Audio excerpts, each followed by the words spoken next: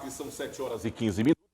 Já estamos de volta com o terceiro bloco do Bom Dia Rio Branco desta terça-feira, agradecendo sempre a sua audiência, a sua companhia. Você que desde cedo acompanha o Bom Dia Rio Branco ou você que está chegando agora, eu gostaria de relembrar que todas as informações, tudo que já foi exibido no programa de hoje, você pode rever acessando o site www.oriobranco.net. Conforme eu anunciei antes do intervalo comercial, eu recebo aqui nos estúdios do Bom Dia Rio Branco o senador da República, Márcio Bittar, do MDB. Senador, bom dia. Bom dia. Mais uma vez, seja bem-vindo ao Bom Dia Rio Branco. Obrigado, querido. É um prazer estar aqui. Muito obrigado pela oportunidade. Senador, está em recesso o Senado, né? Está. O Congresso Nacional está em recesso. Está. Se a gente pudesse fazer, daqui a pouco a gente vai aprofundar um pouco mais, mas se o senhor pudesse fazer um raio-x desse primeiro semestre, que avaliação o senhor faria dos trabalhos do Congresso, da atuação do governo federal, da atuação do governo do Estado? Está no rumo certo? O Brasil tem perspectiva de voltar a crescer? Tião, eu estou animado, eu sou uma pessoa animada, né? Mas não sem razão. Então, veja bem, o primeiro semestre termina com uma aprovação da reforma da Previdência que surpreendeu a todos, em dois aspectos. Surpreendeu a todos pela quantidade de votos favoráveis, que nenhum analista previa que o governo ia ter quase 400 votos. Então, toda a previsão ela foi superada. Né? Acredito que nem o próprio governo tinha a ideia de que teria essa votação. Eu e o Petacão somos vice-líderes do Congresso, no caso, nosso papel ali no Senado, mas de qualquer maneira a gente acompanha com a Joyce a reunião que ela faz com os vice-líderes e tal. Pois bem, então ela superou as expectativas pela quantidade de votos a favor da reforma.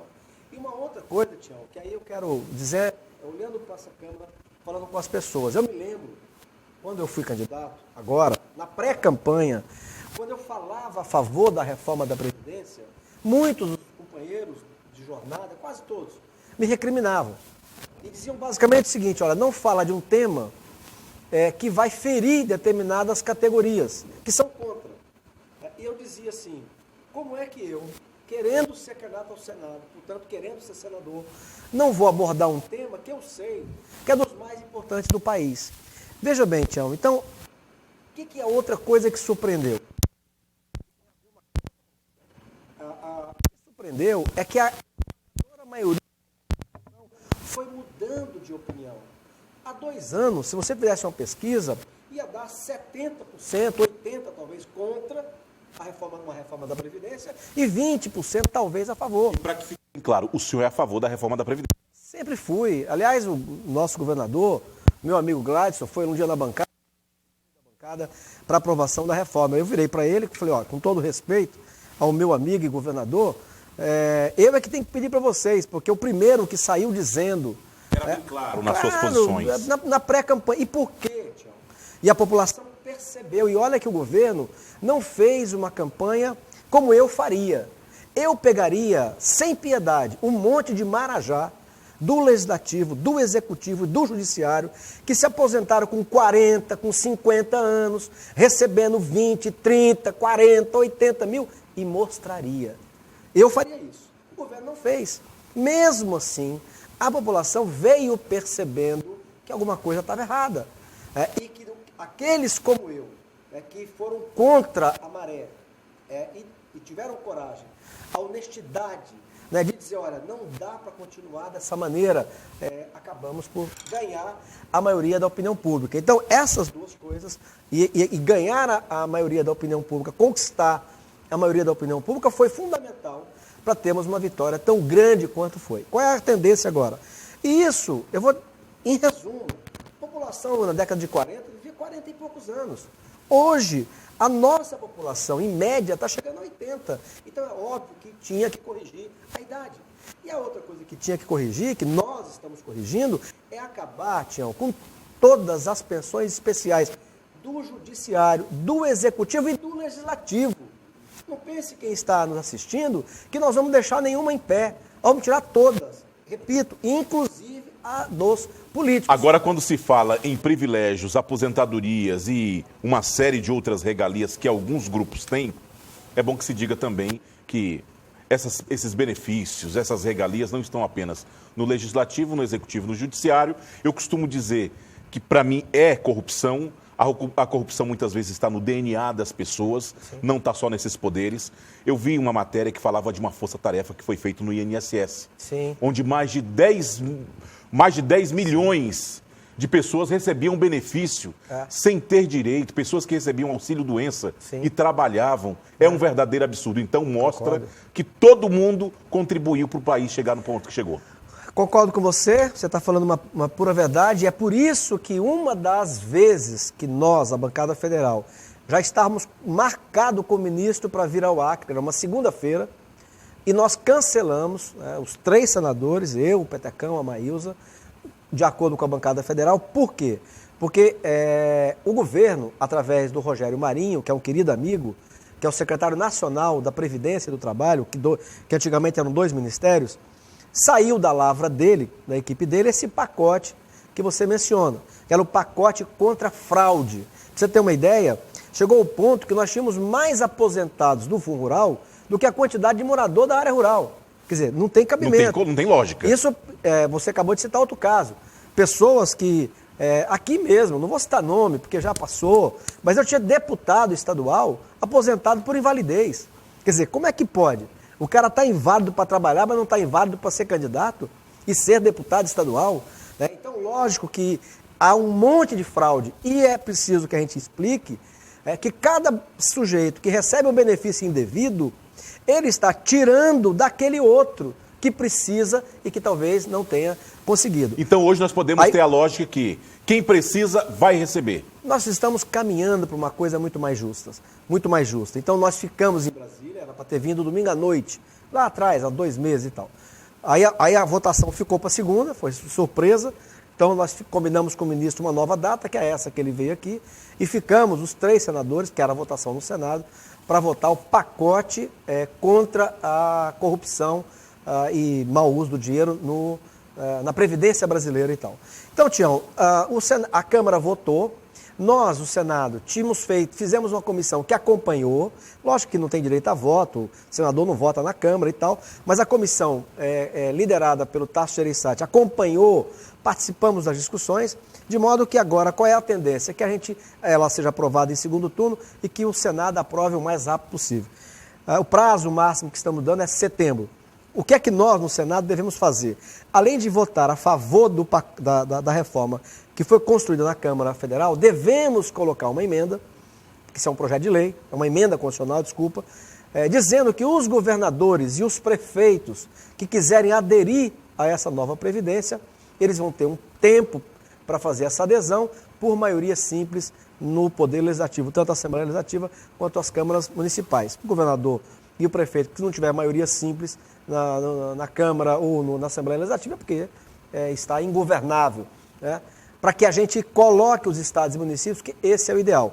Aí vem a reforma tributária, que já está sendo trabalhada, que é para quê?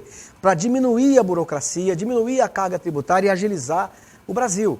Está sendo feita uma proposta na Câmara, uma outra no Senado, o governo vai apresentar uma, como disse o Paulo Guedes, ministro da Economia, há 2, 3 dias, quem chegar primeiro está valendo.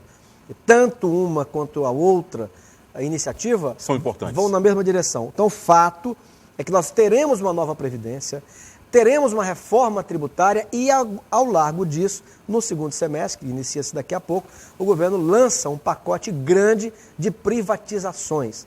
Passar para o setor privado um monte de empresa que só serviu de cabide de emprego para políticos em Brasília. Passa para o setor privado. Vamos pegar um exemplo do Correio. O Correio, há 10 anos, se você vendesse, ele valia isso aqui. Hoje ele está valendo isso. Se demorar mais 10, 20 anos, vai valer isso. Por quê, Tião? Por causa da tecnologia. A tecnologia hoje, eu me lembro, Tião, quando eu fui estudar em Campo Grande, eu era moço, jovenzinho e tal. Aí eu comecei a fazer política estudantil. Quando eu voltei para Rio Branco, e a gente tinha um movimento forte, de jovens e tal, o que eu recebia de carta, era um monte de carta, né? E aquela, contando as coisas. Quem é que faz carta mais hoje?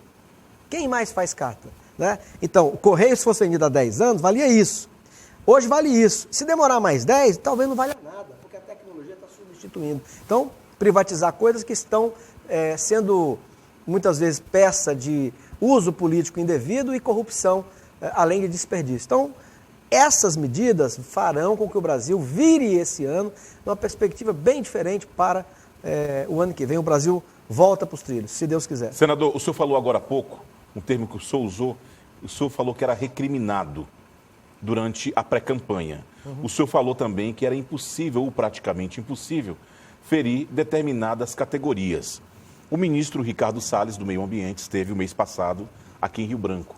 E ele elogiou o seu trabalho no Senado, dizendo que o senhor levanta temas lá no Senado polêmicos e que até pouco tempo atrás não havia nenhum parlamentar com a coragem de levantar esses temas considerados polêmicos. Que temas são esses? A questão do meio ambiente. Tião, eu agora terminei uma viagem que comecei há 35 anos. Eu fui comunista, do PCB. Em 1984, como prêmio àquele comunista que se destacava, o PCB escolhia determinados, geralmente jovens, no Brasil e mandava para Moscou, para fazer curso. E eu fui um dos escolhidos em 84, há 35 anos. Na volta, tudo era clandestino. Eu e mais 3 companheiros, optamos por voltar através do Peru. Então descemos no aeroporto em Lima e aí viemos para o Peru, Bolívia, entrando no Lago Titicaca. E nós ficamos em Cusco, que é onde você para ir a Machu Picchu, que é uma maravilha, mas eu não fui. Os colegas muito cansados, já estávamos quase um ano para fora de casa e tal, com muita coisa, muita lembrança para os parentes e tal. E eu lembro que 2 colegas diziam o seguinte: olha, vocês moram bem pertinho aí, na divisa, qualquer hora vocês voltam. E esse qualquer hora passaram-se 35 anos. E o senhor voltou agora? Agora, eu combinei com a Márcia, minha mulher, que nós iríamos fazer essa viagem. E eu entrei de carro semana passada. Foi no encontro que o senhor esteve com o embaixador do Peru? Não, isso não. O meu encontro foi antes. E aí, o que eu estou dizendo? Eu entrei pela Amazônia peruana, indo para Cusco. Depois de lá, fiz toda aquela visita, fomos para Puno e voltamos por outra estrada, que vem também pela Amazônia peruana. O que eu vi, Tião? Presta bem atenção, esse é um assunto que para mim é da maior importância. Então, em toda a Amazônia peruana que eu passei, eu cansei de ver placas e mais placas dizendo: cuidado com o meio ambiente, preserve o meio ambiente, preserve, na Amazônia peruana. Olha que lavagem cerebral, Tião, que foi feita no mundo, mas aqui em cima de nós, por interesses econômicos. Você anda no Peru, o meio ambiente continua preservado, está lindo, maravilhoso. Aliás, é isso que é turismo. Aonde que tem problema no Peru? Nas cidades, nas margens das rodovias, que as pessoas estão jogando lixo. Por que eu estou dizendo isso, Tião? Porque quando você entra no Peru, na Amazônia, não tem problema nenhum. Não tem poluição, não tem, está lá, tem mais mata do que aqui, a beira da estrada é uma tirinha. Mas a lavagem cerebral faz com que a população do Peru, a exemplo da população do Brasil, se preocupe com o que não devia, se preocupe com aquilo que ele não tem poder de alterar, porque só quem tem poder de alterar o clima do planeta é Deus, não somos nós seres humanos. E aí ele não cuida daquilo que ele pode mudar, que é o quintal da sua casa. Aí você vai, por exemplo, a Cusco, ou você vai a Puno, você não vê uma árvore. Você vai no Lago Titicaca, que é um dos maiores lagos de altura do mundo, e a entrada dele está totalmente poluída. Quer dizer, então, aonde o homem tem poder de alterar o meio ambiente, ele não altera. E fica preocupado com temas ou que não estão em declínio, ou que ele não tem poder para mudar. Então isso acontece na Amazônia inteira. E isso é interesse econômico. E eu vejo aqui, vou repetir, pessoas e até colegas teus, e eu falo isso para aqueles bem intencionados. Eu não falo isso para aquelas ONGs que ganham dinheiro para não fazer nada. Que são os maiores interessados nessa questão ambiental. Esses ganham dinheiro. Eu li ontem, por exemplo, a SOS Amazônia defendendo o Fundo Amazônico. Lógico, ela recebeu 10 milhões. Fez o que com esse dinheiro? E o Fundo Amazônico serve para quê, na verdade? Então, o Fundo Amazônico hoje, eu vou repetir, para quem está nos assistindo, hoje, do jeito que ele está, ele é um atentado à soberania nacional. Está certo o Ricardo Salles, está certo o Bolsonaro. Nenhum dinheiro, venha de onde vier, de fora ou de dentro. Ele não pode se chocar com o interesse nacional. Esse dinheiro do Fundo Amazônico até agora se viu, no geral, é lógico que aqui e acolá tem alguma exceção, mas no geral, serviu para criar um exército de ONGs e de pessoas para defender no Brasil o interesse externo. Em resumo, o que eles fazem? Não pode fazer uma estrada, não pode fazer um ramal, não pode tirar petróleo, não pode tirar gás. Aonde? Na Amazônia. Agora, quem banca isso? Noruega. Do que ela vive? De petróleo e gás. Tião, tu sabe quanto é que a Europa, que posa de preservacionista, você sabe quanto é que ela tem de vegetação, a Europa Ocidental, quanto ela tem de vegetação nativa preservada? 0,30%, nem 0,5%. Que moral tem a Europa, que tem menos de 0,5%, Europa Ocidental, menos de 0,5% da sua vegetação nativa preservada, falar do Brasil, querer comandar o Brasil, que tem 66% do seu território preservado. Agora, o que ganhamos com isso? Pobreza. Cadê a ONG preocupada com o Igarapé, que o canal da maternidade, que joga, vamos falar português claro, que joga merda e mijo dentro do Rio Acre? Tem alguma ONG preocupada com isso? Não tem. Então, qual é a preocupação? Impedir o crescimento e o desenvolvimento da Amazônia. Qual é a parte mais pobre do Brasil? É a nossa. Qual é a parte mais pobre do Peru? É a Amazônia. Quer dizer, aí vamos lembrar de Deus. Vamos lembrar de Deus. É humanamente, Tião, impossível você gerar prosperidade se você não tiver uma ação que altere o meio ambiente. O que era isso aqui? Aqui onde nós estamos, TV Rio Branco, o que era isso aqui? Há 500 anos era mata? Era mata. Então, o que era a Europa? Onde as pessoas passeiam. Por exemplo, nós aqui temos a APP. A Europa não sabe nem o que é isso, Tião. Não sabe nem o que é isso. A reserva legal, a Europa não sabe nem o que é isso. Isso é claramente um jogo de interesse econômico por trás disso. Vou te dar um exemplo. Ministro, mais uma vez vou falar sobre ele, Paulo Guedes. Numa palestra, agora, ontem, imensa. Ele disse uma coisa, Tião, que eu venho dizendo há anos. Se nós temos petróleo e gás no Acre, nós temos que usar para gerar riqueza, para gerar emprego para quem está desempregado. Porque nós corremos o seguinte risco. Amanhã ou depois, já não tem um carro elétrico? Tem um carro elétrico. Se o carro elétrico daqui a 40, 50 anos virar febre, o que vai servir o petróleo que nós temos aqui, Tião?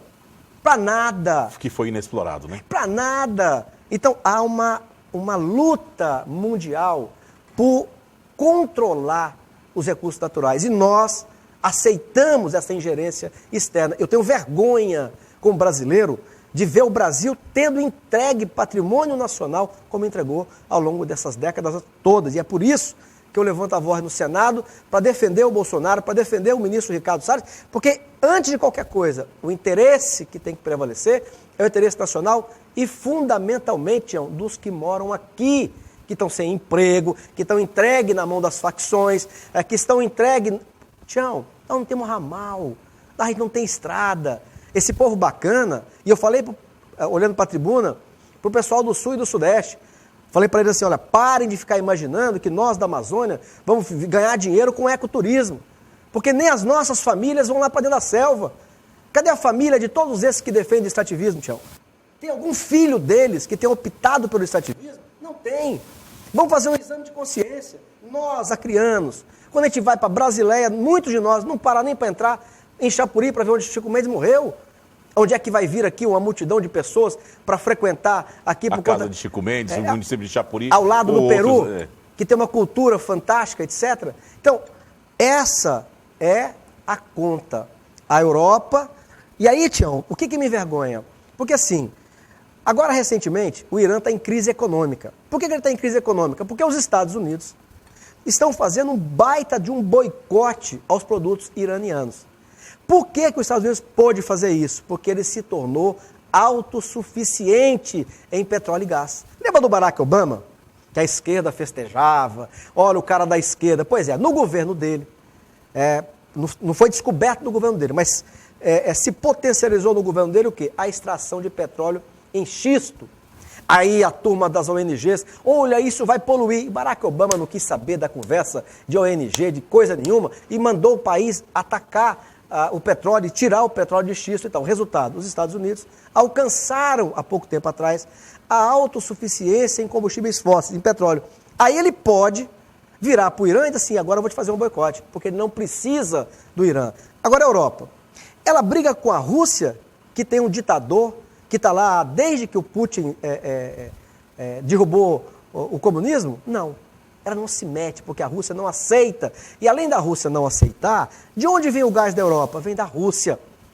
A Europa se mete com o Oriente Médio, que trata oficialmente mulher como objeto de segunda, terceira categoria, aonde o marido tem direito de estuprar sua esposa, de bater, e se ela for reclamar, a família ainda fica do lado do marido, aonde um dia desse é que a mulher na Arábia Saudita, pela primeira vez, tirou uma carteira de motorista, e você vê a Europa fazendo campanha contra os direitos humanos afetados no Oriente Médio? Não, por duas razões.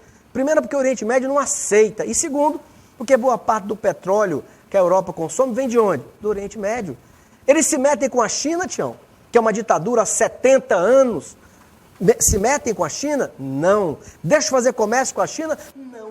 Agora, nós, no Brasil, aceitamos a cara feia de um alemão que agora há pouco acabou de inaugurar uma Itaipu e meia em termoelétrica.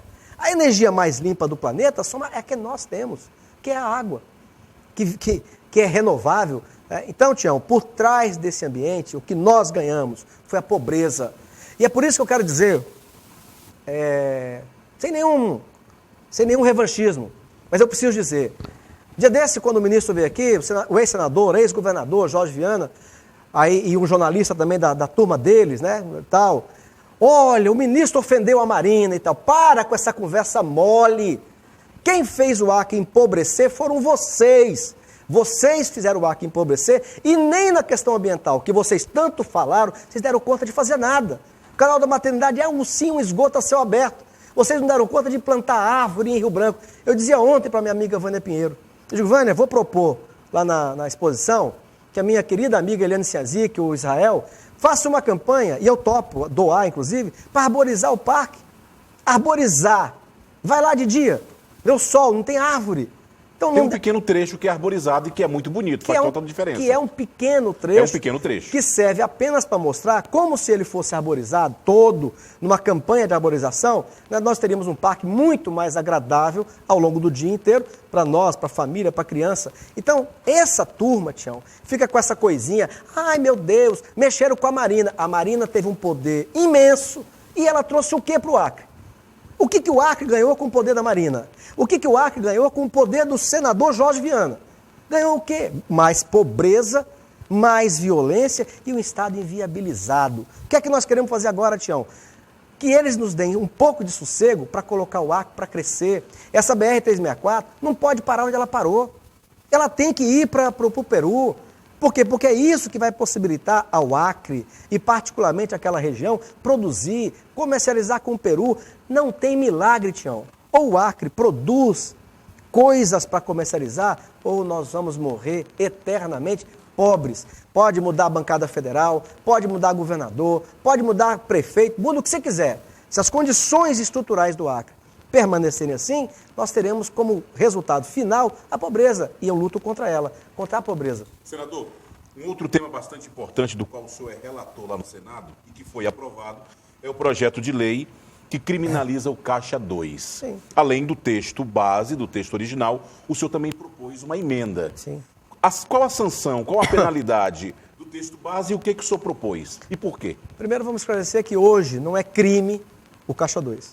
Então eu, assim como o ministro Sérgio Moro, não sou menino de recado nem dele nem de Bolsonaro, eu faço aquilo que eu acho que está correto, que eu defendo, e eu já disse isso ao longo da campanha. Então eu entendo que o Caixa 2 é crime, sim. E entendo que é um crime grave. Por que é crime grave?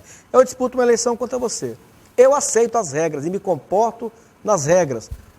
Hoje tem um fundo eleitoral e tal. Aí você, ou eu, enfim, burlo essa regra, pego 1 milhão a mais, sei lá de onde, né, e vou disputar contra você. Eu estou burlando o principal jogo do Brasil. Qual é o principal jogo do Brasil? Aquele que estipula como é que vai ser a convivência na sociedade. Então nós temos um sistema que é democrático, que é o Estado de Direito.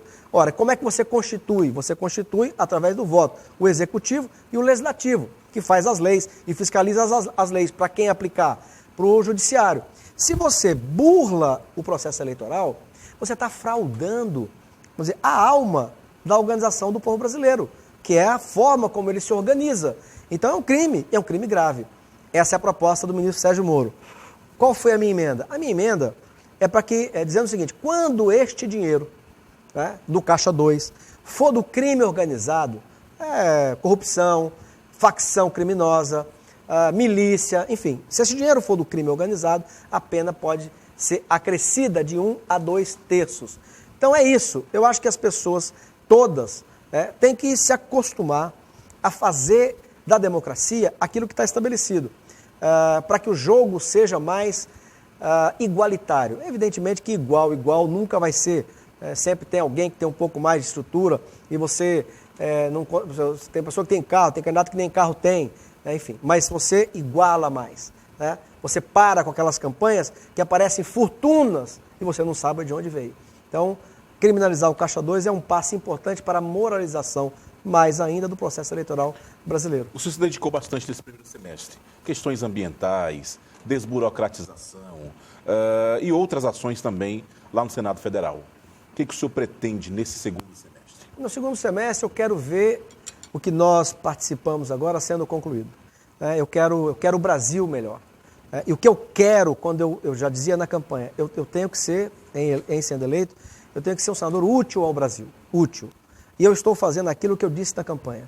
Se você pegar a minha caminhada, pré-campanha, campanha, não tem nada diferente do que aquilo que eu disse lá. Eu estou lá defendendo a reforma da segurança pública, eu disse na campanha inteira que bandido, criminoso, tem que ser tratado com dureza, seja branco, pobre, negro, amarelo, cor-de-rosa, não interessa. Matou, estuprou, tem que pagar, e pagar duro. Então as leis que eu apresentei são leis para endurecer mais ainda. Na economia estou ao lado do governo porque eu já dizia na campanha. Na segurança? Na segurança a mesma coisa, eu apresentei 8 projetos de leis na segurança e estou ajudando a relatar os projetos do Moro. Redução de maioridade penal, que o senhor tanto defendia na pré-campanha. Está apresentado no projeto de lei, para baixar para 16 anos. E vamos conseguir, daqui para o final do ano a gente consegue. Então agora no segundo semestre eu quero ver essas coisas sendo concluídas. Eu quero ver a reforma da Previdência sendo aprovada por nós agora no Senado, acabando com um monte de privilégios inaceitáveis dos políticos, do judiciário, do executivo, que é para o professor, a professora, o sujeito humilde que ganha até 5 mil e poucos reais, possa ir à boca do caixa e ter dinheiro. Porque se continuasse como está, daqui a pouco a maior parte da população, a esmagadora maioria que ganha até 2 salários, quase 90%, não vai ter mais dinheiro. Então, corrigindo essas distorções, vendo o programa de privatizações, vendendo um monte de empresa que não deve ficar na mão do Estado, deve fazer caixa para o governo, para melhorar o país, para investir em segurança, obra de infraestrutura, a reforma tributária. Então, eu quero ver essas coisas sendo concluídas no segundo semestre para ver o Brasil voltar a crescer. E é assim que a gente imagina que vai trazer para o Acre os recursos necessários para as obras e mudar alguma legislação, flexibilizar um pouco alguma legislação para permitir que o Acre saia da prisão que fizeram ao longo de décadas, inviabilizando a produção no Acre. E ao inviabilizar a produção no Acre, eternizando a pobreza e a miséria, não só aqui no Acre, mas na Amazônia como um todo. É esse meu sonho.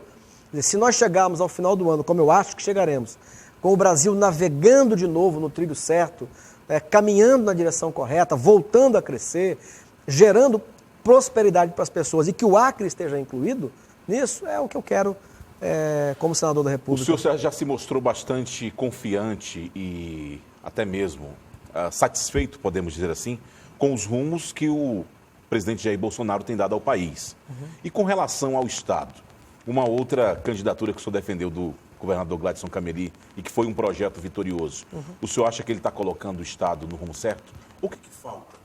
Veja bem, Tião, eu me sinto com o Gladson com a consciência 100% tranquila. Não é nem 99, é 100. Por quê? Porque tudo que eu pude fazer, eu fiz. Primeiro eu dediquei 20 anos da minha vida a essa causa. Não me arrependo, não foi ninguém que mandou eu fazer, eu fiz porque quis e tal. Só eu e a minha mulher, particularmente, sabemos o que passamos ao longo de 20 anos, uma hora ganhando uma eleição para federal, para estadual e perdendo majoritárias, enfim, sabemos o que passamos. Não nos arrependemos. Recebi Gladson de braços abertos na oposição, trabalhei para viabilizar a candidatura dele ao Senado, quando vários líderes imaginavam uma outra chapa, eu já imaginava uma chapa que tivesse ele como candidato ao Senado e trabalhei para viabilizá-lo. Quando terminou o segundo turno, que nós perdemos a eleição para governador com a minha candidatura, eu já declarei na imprensa, apontando para o Gladson, que ele era o nome que agora havia se credenciado para ser o nosso futuro candidato a governador. Mais uma vez, lideranças importantes, de partidos importantes, achavam que eu estava errado, mas eu trabalhei por aquilo que eu achava que era o correto, achava que ele era o nome que teria mais chance de ganhar a eleição, e o que acabou acontecendo. Aqueles que que pensavam diferente acabaram compreendendo, fomos todos juntos e vencemos a eleição. O maior compromisso eleitoral, ponto 1. Então, tudo que eu pude fazer, eu fiz. Então, estou com a minha consciência 100% tranquila. Ponto 2. O maior compromisso eleitoral que eu tenho é com ele próprio. Em 2022, o Gladson vai ser candidato a alguma coisa. E esse é o meu maior compromisso eleitoral. Não é por subserviência, não, Tião. Que eu não fui de ninguém, e nem sou. A não ser as minhas convicções. Até porque o senhor encontrou algumas resistências dentro do grupo, para que não fosse candidato. Vixe, muita mesmo. Mas por quê? Porque não é ação. Imagina, eu trabalhar 20 anos para inaugurarmos um governo e, ao mesmo tempo, eu começar a me preparar para disputar uma eleição contra o governador, com o meu nome ou com o nome de quem quer que seja. Então, isso não é natural. Quer dizer, eu vou ficar louco. Vou passar 20 anos lutando para eleger um governo e depois trabalhar contra ele. Não tem cabimento. Então, mesmo que ele cometa erros? Maior do que a esquerda cometeu é impossível. Porque nada é pior do que a esquerda. Se você pegar os últimos 200 anos, a maior desgraça que aconteceu na humanidade foi patrocinada pela esquerda.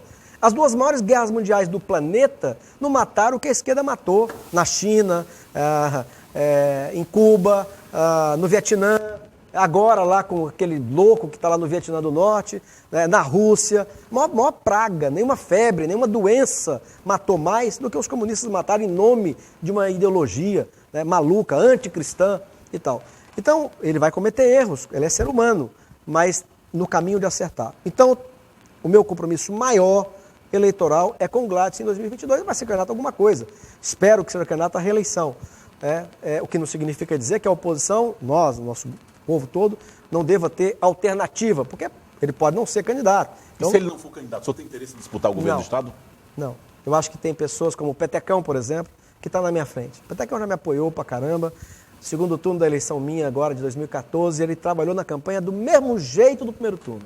E olha que a Marfisa perdeu a eleição por uma merreca de voto. Era para eles estarem sentidos. Eu saí da minha casa para ir na casa do Bocalon. A Marfisa estava eleita. Ela estava eleita. Aí estava faltando 0,5%, umas 3 urnas, sei lá. Quando eu chego no Bocalon, a Marfisa estava fora. Quer dizer, foi um choque. Ela fez uma campanha maravilhosa, de uma lealdade comigo, com o candidato a governador total e tal. E aí veio o segundo turno, eles levantaram a poeira, jogaram fora e foram para a campanha do mesmo jeito. O Petecão se acampou na Baixada, ele que pagou a despesa da água, arrumou um comitê que tinha lá, enfim, ele fez a campanha para mim aqui e tal. Então, eu acho que o Petecão, ele tem vontade. Eu já tive 2 vezes essa oportunidade. Então, eu não penso em disputar nenhuma eleição daqui para 2022. O que eu peço a Deus, em primeiro lugar, é que daqui a 7, 8 anos eu esteja vivo e com saúde. Estando vivo e com saúde, e esse mandato, tendo servido concretamente, tendo dado resultados, para ajudar o Estado, aí eu vejo se eu sou candidato a mais alguma coisa ou não. Aí, terminando o raciocínio sobre o meu governador. Portanto, a minha consciência com o Gladson está completamente atendida. Ou seja, ele não pode exigir de mim que eu faça nos 22 municípios, na eleição do ano que vem, aquilo que ele queira. Agora eu lhe pergunto, vou te dar um exemplo. O senhor disse que a sua consciência vou te dar um exemplo. Está completamente tranquila. Lógico. Aí eu lhe pergunto, eu sei que o senhor não pode fazer uma avaliação por ele, mas o senhor acha que a consciência dele com o senhor está 100%? Não, acho que sim. Eu gosto do Gladson, ele é de bem com a vida, bem-humorado, quer acertar, tem vocação para política. Você vê que ele não sai, ele faz a gestão, mas vai para o meio da rua e tal. Mas vou te dar um exemplo. Tudo que eu estou dizendo é assim, eu estou com a consciência tranquila com ele, o que isso significa dizer que ele não tem sobre mim poder de fazer com que eu apoie todos os candidatos que ele queira. Vou te dar um exemplo. Brasileia, eu estou indo lá amanhã. A hipótese de eu fazer coro a esse convite para a Fernanda Sen, para ela vir para cá, para ser a nossa candidata, é zero. O senhor não aceita? Não, eu não aceito. Lá nós temos um grupo de pessoas muito valorosas, que estão conosco há 20 anos. E que perderam junto com vocês. Que perderam conosco, ganharam conosco, enfrentando inclusive a própria prefeita. E não é questão pessoal, não tenho nada contra ela, vou ajudar a Brasileia, porque não é a questão da prefeita, vou deixar de ser. Como eu fiz a vida inteira, eu vou ajudar todas as prefeituras do estado e tal. Mas aquela turma que está lá, eles têm nomes qualificados, tanto em Brasileia quanto em Epitaciolândia. Tá? E o nome que eles indicarem, em comum acordo, isso é uma construção, vai ter o meu total apoio. E vou, humildemente, conversar com o meu governador, para que ao longo do tempo ele também se convença. Mas o seu governador tem tido bastante simpatia com quem estava lá no poder, no caso do governo do estado, e que hoje está compondo o governo dele. O senhor concorda com isso? Não, a simpatia é dele, eu não posso discordar ou concordar com simpatia. Não, mas o senhor tem sua opinião. E a minha opinião é essa que eu acabei de te dar. Eu vou apoiar... Não concordo. Eu vou apoiar aquela chapa que as oposições tradicionais, tanto de Brasileia quanto de Epitaciolândia, onde eu vou amanhã... Apresentarem. E vou trabalhar para que o meu amigo e meu governador Gladson Cameli compreenda com o passar do tempo que essa é a melhor opção. Agora, se eu não conseguir convencê-lo, nem ele vai me convencer. Então eu estarei apoiando uma candidatura de uma chapa que esteve conosco ao longo dos 20 anos. É o início de um racha seu entre o seu... Nada. Entre o MDB e eu acabei de dizer aqui que o meu maior compromisso eleitoral é com o Gladson. O Gladson será candidato em 2022. Espero, que eu quero que ele seja candidato à reeleição. E esse é meu maior compromisso eleitoral, por conta do que eu acabei de falar. Eu não acho normal, se a pessoa quer me deixar doente, eu trabalho 20 anos para eleger um governador e depois vou romper com ele e não vou apoiar. Então, o natural é esse. Agora, isso não significa subserviência. E aí eu te dei um exemplo. Então, eu vou trabalhar, quem sou eu? Mas aonde os nossos companheiros dessa jornada de 20 anos apresentarem uma chapa, eu estarei ao lado dela. Senador, nosso tempo está mais que estourado. Tem algo que o senhor queira acrescentar para a gente finalizar aqui? Acrescentar, Tião, quero dizer que o Bolsonaro, o Ricardo Salles estão corretos. O Fundo Amazônico, como ele é hoje, ele é um atentado à soberania nacional. E aqueles que acham que isso é muito dinheiro, preste atenção numa informação que eu vou te dar. A Noruega gastou até agora 1 bilhão e 100, mas teve de isenção fiscal dos governos da Dilma e do Lula 7 bilhões e meio. Então, até nessa contabilidade, ela está nos devendo muito dinheiro. Então, a soberania brasileira não pode estar à venda nem por 1 bilhão, nem por 10. Nós temos que ter vergonha, assumir a nossa brasilidade, a Amazônia é nossa, fazer as mudanças que temos que fazer. E se a Noruega achar que por causa de 1 bilhão ela vai mandar na Amazônia, pode levar o dinheiro embora. Porque nós vamos dar conta de fazer a nossa reforma, que somos muito mais ricos do que ela. Agora, temos que aproveitar os nossos recursos naturais. Para terminar, eu quero desejar a você, a todos da TV e do Jornal Rio Branco, meu muito obrigado. Quero mais uma vez lembrar que ao longo dessas décadas todas, esse local aqui nunca fechou as portas para mim e para ninguém que eu saiba. Oposição, situação, etc. Então fica aqui mais uma vez o meu reconhecimento ao Narciso, à Célia, aos funcionários, vocês que aqui estão, que a vida inteira oferecem a oportunidade das versões. Eu falei aqui um monte de coisa, amanhã você tem todo o direito do planeta de chamar o ex-senador, o ex-governador, quem quer que seja, para vir aqui contestar. Isso é democracia. Muito obrigado, Tião. Muito obrigado a todos que nos assistem. O senhor não está esquecendo de nada? Mandar um beijo para minha amada Márcia Bittar, 31 anos de casado. Eu quero que venha 30 mais. 7h55 e com isso eu termino o Bom Dia Rio Branco desta terça-feira, agradecendo sua audiência e relembrando que outras informações você acompanha no decorrer da nossa programação ou no site www.oriobranco.net. Senador, mais uma vez, obrigado, viu? E sucesso. Muito obrigado. Estamos indo embora, amanhã nós voltaremos a partir das 6h30 da manhã, se Deus quiser, ao vivo com mais um Bom Dia Rio Branco. Uma ótima terça-feira e até amanhã.